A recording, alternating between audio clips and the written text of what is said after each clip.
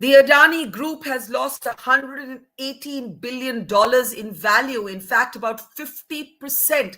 But some individual stocks have shown signs of recovery in the last 24 hours.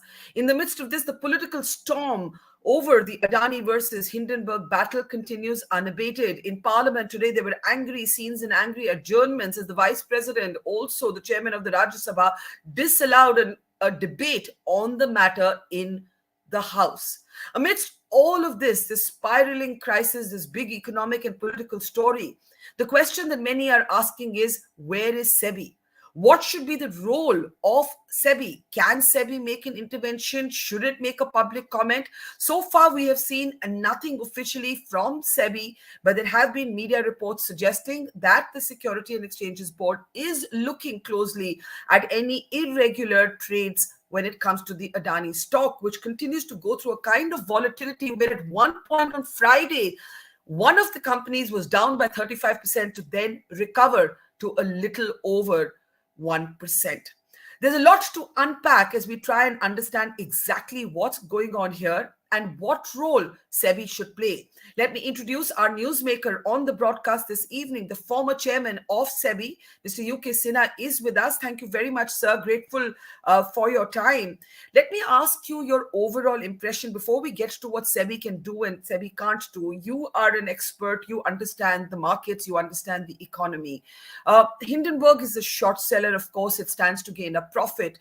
But some in the Adani Group and others have described this report as an attack on India, as an attack on the Indian markets. Do you see it like that, or do you think that several serious allegations have been raised in this report that the group will have to address, including charges of fraud and market manipulation? I am not inclined to believe that this is an attack on India. And why should it be an attack on India? In the first place, this is not for the first time that Hindenburg has written a report about a particular company in a particular country. Look at their most famous one in the USA, that is the Nikola case. And in Nikola case, they were found to be true. The company was penalized. They were found to be involved in fraud. Can anybody make a case or argue that this Nikola case by Hindenburg was an attack on the USA? Or look at China Metals. They talked about China Metals, and again they were substantially right, and action was taken. So this is taking things a bit too far. I think we should stay on the fundamentals, and we should try to understand what is our regulatory system and whether it is working or not. Let me ask you this. When you say stay on the fundamentals, what for you is the gravest charge that has been made in the Hindenburg report when it comes to the Adani Group? They have made the important things that they are saying, besides saying that this company is over leveraged, which is not a new public information. This was available at least for the last 18 months. They are saying that share prices have been manipulated.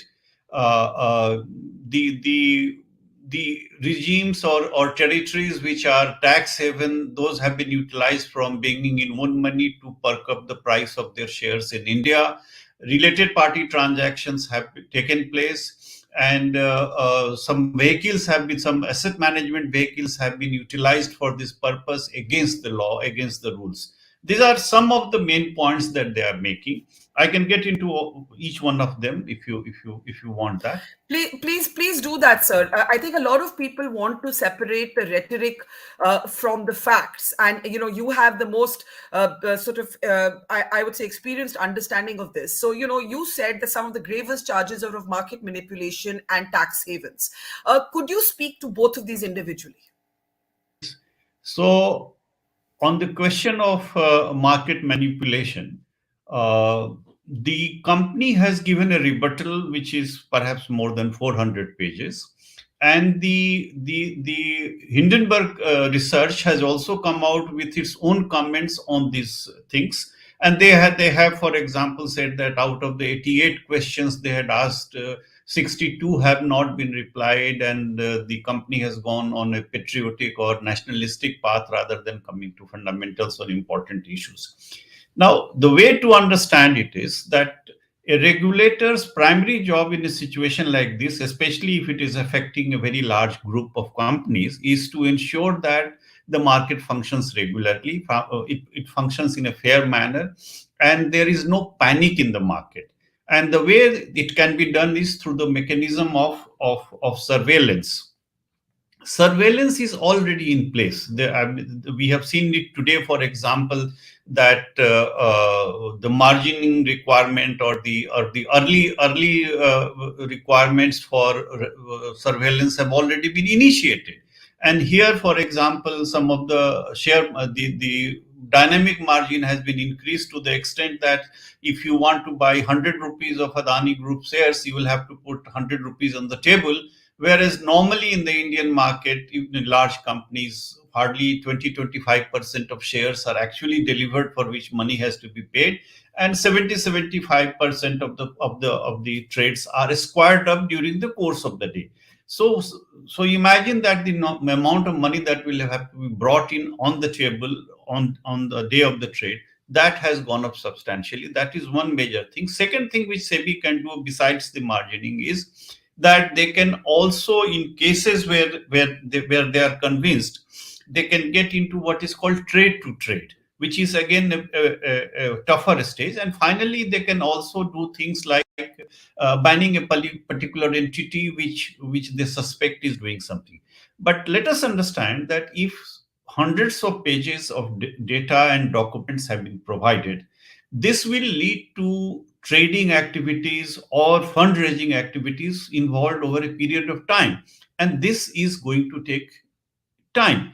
However, the early action has been started. So the concern in the mind of your viewers that SEBI is doing nothing or SEBI has not come out with a statement, I would hesitate. I would be surprised if SEBI makes a statement, because if you receive complaints on a daily basis and you start commenting on them, then you are prejudging an issue, and maybe you are affecting the interest of the investors in that particular company, and also perhaps you are affecting the integrity of the market.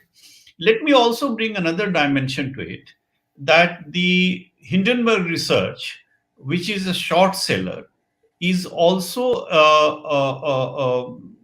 something which they have done. They have reportedly, and they have made money in the transaction. So the point is, have they been guided by their own profit motive in coming out with this report? So when we are saying that there should be an investigation or inquiry, it can be against all the facts, Yeah. whatever Adani has said or whatever Hindenburg has said. And let me say, I won't get in too much into detail unless you want that.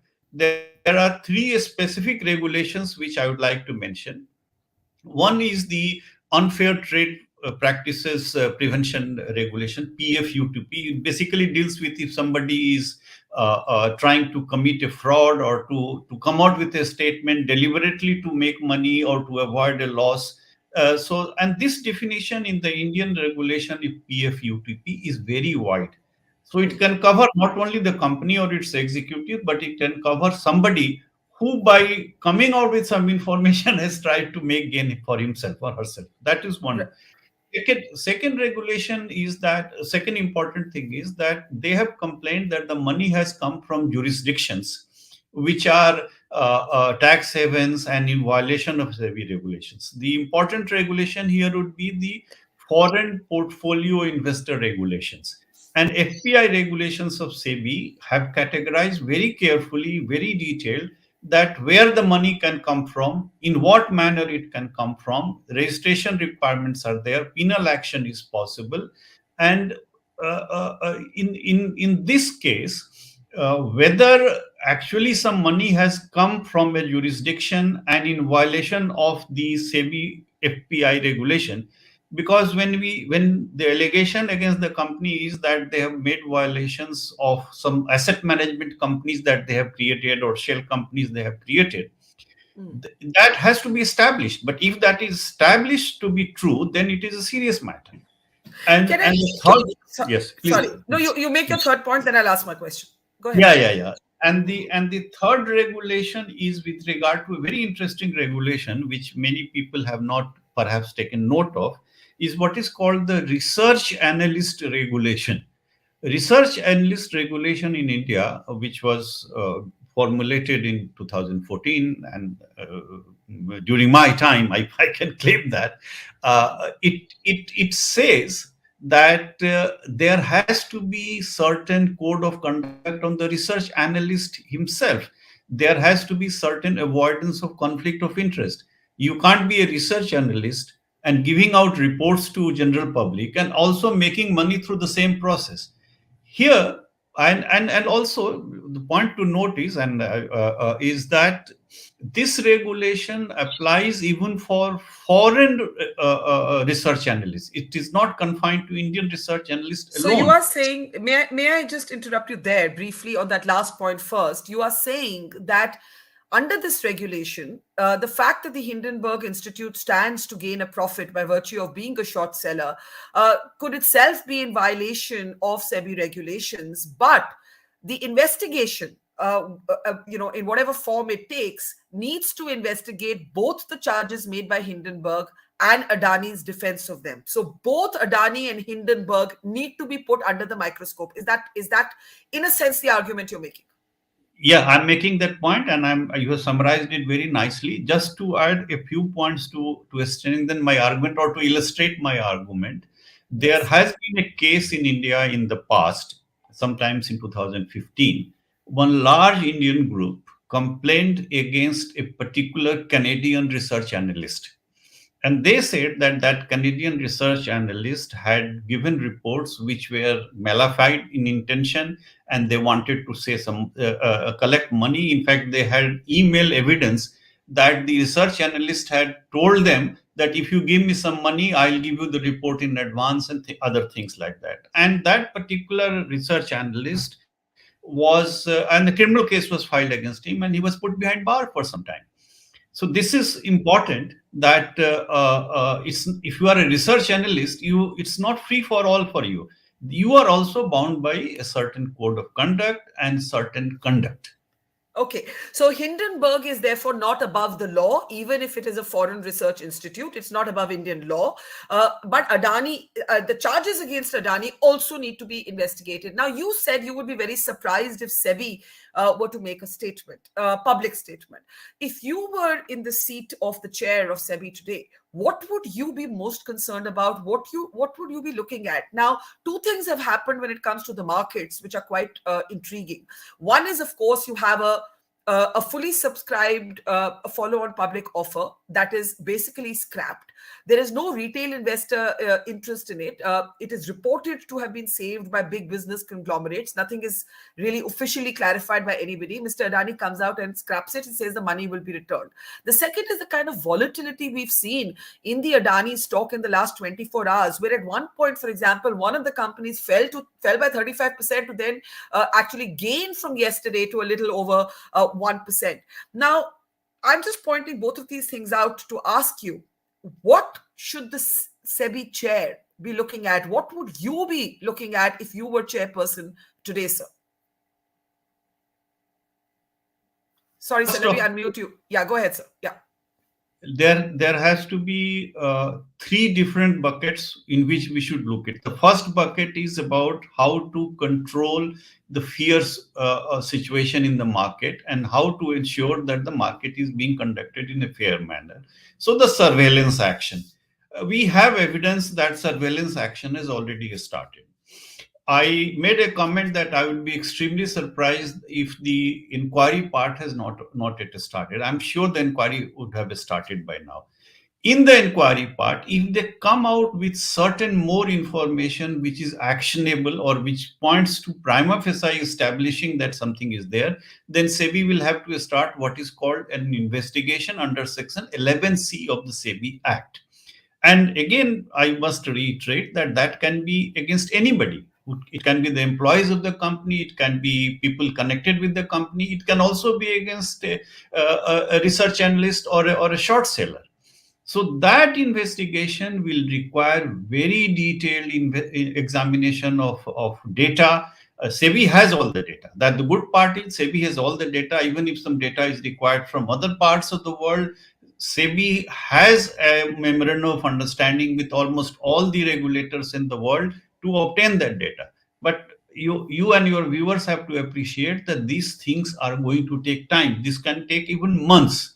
But the point I'm making is, once SEBI is convinced or it comes to a finding that any of the regulations PFUTP, the Fraudulent and Unfair Trade Practices Regulation, or the Foreign Portfolio Investor Regulation, or the Research Analyst, and I'm mentioning only the top three important ones. There may be others also which can be. If there is a case like that, then a formal proceeding will start, and people will be answerable, and SEBI has got all the powers to take action against them.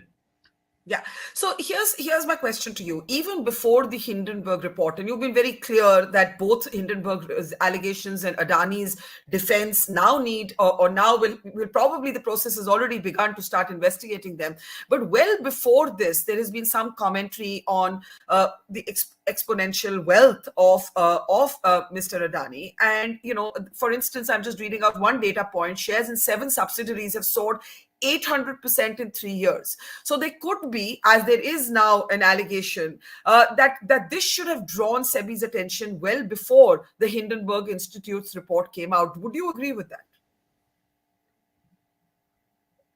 Yes, I'd agree with that, but this is not the complete understanding of the situation. Because when I said I agree, is also because there are reports that one member of parliament has complained to SEBI that, and also made a public statement that in 2021, government has replied that they are looking into some of the affairs of the group. Yes, I think you're referencing Mr. Jawahar Sarkar's statement. Is that the person you're referring to? I think it came on Twitter. He did tweet. He was among those who tweeted saying, I tried to raise this earlier in Parliament. I read about some other Trinamool. Okay. While we're on the Trinamool subject, I'm sorry I'm interrupting you, and I'll come back to this point. But Mahua Moitra had a tweet today, also alleging conflict of interest. I don't know how you view this, saying that Cyril Shroff, the ace lawyer's daughter, is married to Gautam Adani's son. Mr. Shroff also serves on the SEBI's Committee on Corporate Governance and Insider Trading. Mr. Shroff should recuse himself. She's basically saying that SEBI is not in a position to investigate this fairly because Mr. Shroff is present on this particular panel on insider trading. That's the first point. And she, of course, had raised the point I was making about the exponential wealth, sudden wealth of the subsidiaries earlier as well. Now, please go ahead, Mr. Sinha. If it is established that the committee on which Mr. Shroff is working is also likely to look at this matter, then prudence demands that he should recuse. But I'm not sure that this is the purpose or function of that particular committee.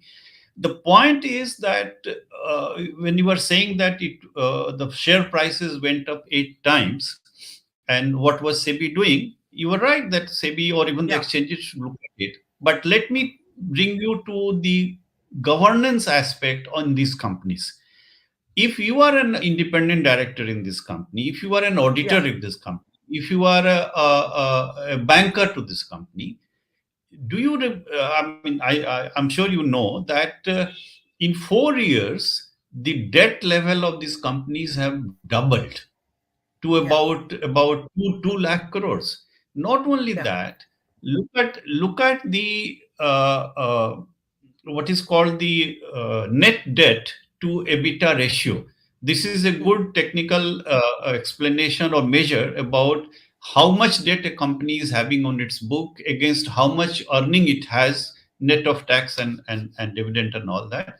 And normally, I would be comfortable if it is 1 or 1.5 or 2. But here are some companies where it is 15x, 10x, 6x, 5x. So the first level where these questions would have risen about corporate governance should be there. And the third point I'm trying to make is that there is a thing when you are talking about the price, there is a ratio called the price and earning ratio. How much earning a company has and at what price the shares are selling. Yeah. I'm surprised that there are companies within this group, and I'm talking of listed companies, where this ratio was as high as 850, Hmm. 815, 483, 437, and things like that. These are unheard of, and you compare this with the general Nifty index, which is around 20, or maybe it was 22, 23 at best. But between September, when their valuation was the highest, it was as high as that. And my point is, even today, as we speak, and the market and the shares have declined, some of these companies are at the P ratio above 300. So the Hmm. question to be So asked who is is, so the question is, who is accountable for that? I think the point you're making is why? SEBI could have looked at it earlier, but it starts with the board of directors of these companies.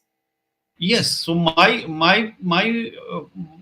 question is, the directors of the company, the auditors of the company, and even the bankers. If I am a banker to a company where I am finding that it is 15x or 10x, then my loan may be in jeopardy. I should be worried Yeah. about that. Yeah. Similarly, there are things like risk mitigation measures which the audit committee and others should have a look at, auditors should have a look at. So far as Yeah. SEBI is concerned, if some share prices are going in unidirectional at a fast pace, they should be looking at it, no doubt. But then this is primarily the job of the company there, the auditors and the directors of the company, which has not happened. So this raises the question of corporate governance, and this is a broader question, by the way, not confined to one particular To group. the Adani, My to the Adani group. yeah, yeah, my grievance is, this is my grievance, that by and large corporate India has not taken the minimum public shareholding requirements or the role of the independent directors as seriously as they should do, and as seriously as SEBI has specified in its corporate governance guidelines. Okay, that's very clear that while SEBI could have scrutinized this exponential sort of rise in value earlier, this corporate governance debate begins with the bankers, those who gave the debt, those who audited these companies, those who ran these companies, and the regulations are clear. But what about investors? What about those who have exposure? And this takes us to LIC. There's a lot of debate around the LIC exposure, and we also know that the FPO was made possible, of course, we believe, by conglomerates, not by retail investors. But there is one report, Mr. Sinha, that says Adani investors have lost 10 lakh crores in 7 days. Now, when I look particularly at this LIC exposure, or a little over 30,000 crores, according to LIC, how do you see this? Because this is the political hot potato today. This is the basis on which the opposition is alleging that there would have been some sort of link to politics. Otherwise, why would LIC even risk this exposure? How do you see the LIC debate when it comes to the Adani Group? I had occasions in the past to interact with LIC very closely, and I would say that the process of investment decision making inside LIC is very robust. And I won't, while your charts says that how much money they have lost, Yeah. I won't be surprised if the actual numbers are discussed and it is discovered that even at this valuation they have made money. So the price at which they have invested, they might be above the water even now. So I can't comment on why they invested at a particular price and when they should exit and all. All I'm trying to give comfort to your viewers and to the general public is that the investment decision making process in LIC is very robust. I have a lot of respect for that process. Okay, but can you then speak to what has happened with this FPO? Were you stunned to see this fully subscribed offer scrapped, or did you think that the Adani Group had no choice as its shares continued to bleed and questions were raised in a way about the morality of having this FPO funded by business houses while retail investors were showing no confidence in it? Uh, Give me a couple of minutes to explain Sure. this. Sure. My feeling is that when the debt level started going up from 2018 to 2022, it more than doubled. That is the point at which one should start our thinking and our scrutiny. At that stage, when the debt level started going up, we should look at how we have been, or how the group has handled this, and what is the glide path of coming it back. When I say that there was a 15x debt in a particular company, ideally some warning signals should have come through, and people should have taken note of it. So I would say that the management has failed to show a credible glide path that okay, this is a temporary phenomenon, we are Hmm. acquiring a particular company or group of companies, we are expanding, but here is how we are going to reduce it. Unfortunately, this has not happened. The market has not trusted the glide path of reducing their leverage. That leverage has remained very high even today. Yeah. We have other examples. We have other examples where again, and 2, 3, 4 years back, where the leverage in a large group was very high, but then they came out with a proper strategy, and their strategy was that they also perhaps took that leverage for acquiring other companies or businesses, but then they inducted strategic partners, and those strategic partners were world renowned. They inspired confidence. So the short point I'm making is that they should have had a path of how and when they are going to reduce. That path should have been credible. And going by the other example that I am giving, it gives confidence to the market if you are trying to reduce your leverage in a given time frame by having credible investors, and perhaps by private placement rather than by a public offering. I'm coming to your FPO point. If Yes. you are so over leveraged and you want to also involve the public in this Yeah. through a follow-on public offering, in hindsight at least, I mean, Yeah. everybody can be wise in hindsight. In hindsight, at least, it looks to be not the right decision. And more importantly, the To do the FPO at all was wrong, yes, basically. what I am trying to suggest, and of course it is for the management and the company, but what I'm trying to suggest is the company or a group which is so leveraged, Yeah. they should have first got some very important and reliable, credible investors, maybe by through private placement, give Yeah. generated that confidence, and then gone there at a later stage, which is Yeah. what other group has done successfully. Yeah. And I think And, it's a very important point yeah, and because the some of second the, point, they could sorry, not go ahead. communicate it properly. The Yes. second point was whatever was their path, what was their strategy, this should have been communicated to the market. So one is the strategy per se, which where there can be disagreement on that, and second is how you communicate. That has not been good. And I think what you're basically saying is, therefore, for the Adani group to recover any credibility in the market, they would have to start getting rid of their debt.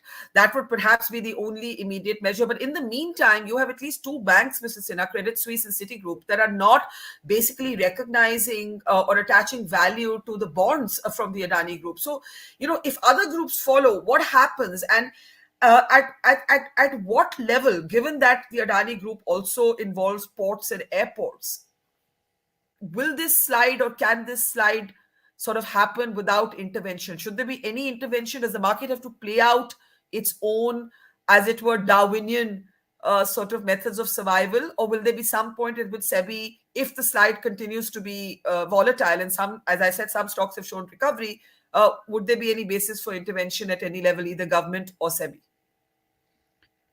I don't think any intervention from government would be required. This is not how it looks out to me. So far as the word intervention for the regulator is concerned, SEBI will do its job, but Yeah, SEBI will take its own time in doing its job because that is the nature of their job.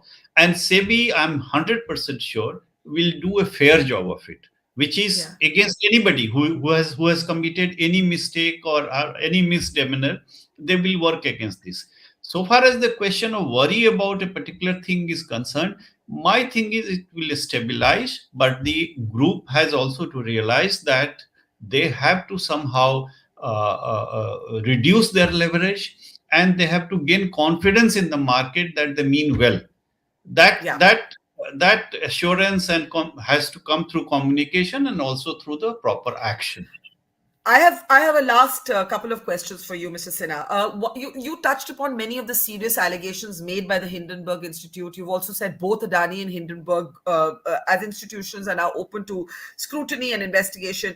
One of the charges you didn't touch upon is the allegation that offshore shell companies run by Mr. Adani's elder brother were, according to Hindenburg, used to launder money from private companies to publicly listed ones. Now, this is a very serious sort of charge. Of course, Mr. Adani has denied these charges, but this particular charge, how do you see it? Just to clarify and to correct the position, I Yeah. did mention about related party transaction. I didn't Yes. mention Sorry. Yes. that Sorry. I just elaborated on that. what Correct. was the name of the brother. I didn't Yes. mention that. But Yes. related party transactions from tax havens in violation of SEBI rules. So all Yeah. that will be covered under the investigation in the foreign portfolio investor regulation. FPI regulations are very clear and very detailed that if an entity or asset management company which has made the investment is should not be owned by Indians, should not be owned by non-resident Indians, both resident and non-resident Indians. It should not have any connection with even persons of overseas Indians of Indian origin, and it should be well diversified.